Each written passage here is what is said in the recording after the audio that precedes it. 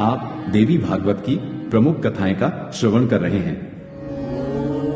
कथा का नाम है भगवती महिषासुर मर्दिनी। पूर्व काल की बात है। रंभ दानव को महिषासुर नामक एक प्रबल पराक्रमी तथा अमित बलशाली पुत्र हुआ। उसने अमर होने की इच्छा से ब्रह्मा जी को प्रसन्न करने के लिए बड़ी कठिन तपस्या की। उसकी 10,000 वर्षों की तपस्या के बाद लोक पितामह ब्रह्मा प्रसन्न हुए। वे हंस पर बैठकर महिषासुर के निकट आए और बोले, वत्स उठो, अब तुम्हारी तपस्या सफल हो गई। मैं तुम्हारा मनोरथ पूर्ण करूंगा, इच्छानुसार वर मांगो। महिषासुर ने उनसे अमर होने का वर मांगा। ब्रह्मा जी ने कहा, पुत्र, जन्मे हुए प्राणी का मरना और मरे हुए प्राणी का जन्म लेना सुनिश्चित है। अतएव एक मृत्यु को छोड़कर जो कुछ भी चाहो मैं तुम्हें प्रदान कर सकता हूं। महिषासुर बोला, प्रभो, देवता, दैत्य, मानव, किसी से मेरी मृत्यु न हो। किसी स्त्री के हाथ से मेरी मृत्यु निश्चित करने की कृपा करें।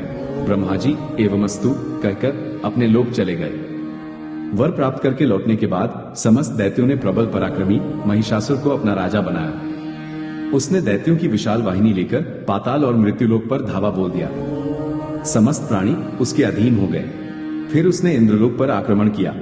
इस युद्ध में भगवान विष्णु और शिव भी देवराज इंद्र की सहायता के लिए आए, किंतु महाबली महिषासुर के सामने सबको पराजय का मुख देखना पड़ा और देवलोक पर भी महिषासुर का अधिकार हो गया। भगवान शंकर और ब्रह्मा को आगे करके सभी देवता भगवान विष्णु की शरण में गए और महिषासुर के आतंक से छुटकारा प्राप्त करने का उपाय पूछा। भगवान विष्णु ने कहा, देवताओं, ब्रह्मा जी के वरदान से महिषासुर अजेय हो चुका है। हम में से कोई भी उसे नहीं मार सकता है। आओ हम सभी मिलकर सबकी आदि कारण भगवती महाशक्ति की आराधना करें। फिर सभी लोगों ने मिलकर भगवती की आर्तस्वर में प्रार्थना की। सबके देखते देखते ब्रह्मादि सभी देवताओं के शरीरों से दिव्य तेज निकलकर एक परम सुंदरी स्त्री के रूप में प्रकट हुआ। भगवती महाशक्ति के अद्भुत तेज से सभी देवता आश्चर्यचकित हो गए।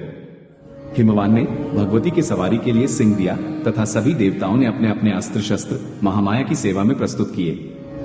भगवती ने देवताओं पर प्रसन्न होकर उन्हें शीघ्र ही महिषासुर के भय से मुक्त करने का आश्वासन दिया।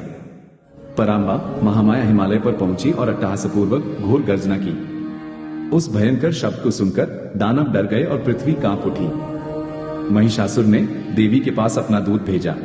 दूत ने कहा, सुंदरी, मैं महिषासुर का दूत हूं। मेरे स्वामी त्रैलोक्य विजयी हैं। वे तुम्हारे अतुलनीय सौंदर्य के पुजारी बन चुके हैं और तुमसे विवाह करना चाहते हैं। देवी, तुम उन्हें स्वीकार करके कृतार्थ करो। भगवती ने कहा, मूर्ख, मैं संपूर्ण सृष्टि की जननी और महिषासुर की मृत्यु हूं। तू उससे जाकर यह कह दे कि वह तत्काल पाताल चला जाए, अन्यथा युद्ध में उसकी मृत्यु निश्चित है। दूत ने अपने स्वामी महिषासुर को देवी का संदेश दिया। भयंकर युद्ध छिड़ गया। एक एक करके महिषासुर के सभी सेनानी देवी के हाथों से मृत्यु को प्राप्त हुए। महिषासुर का भी भगवती के साथ महान संग्राम हुआ। उस दुष्ट ने नाना प्रकार के मायिक रूप बनाकर महामाया के साथ युद्ध किया। अंत में भगवती ने अपने चक्र से महिषासुर का मस्तक काट दिया। देवताओं ने भगवती की स्तुति की और भगवती महामाया प्रत्येक संकट में देवताओं का सहयोग करने का आश्वासन देकर अंतर्धान हो गई।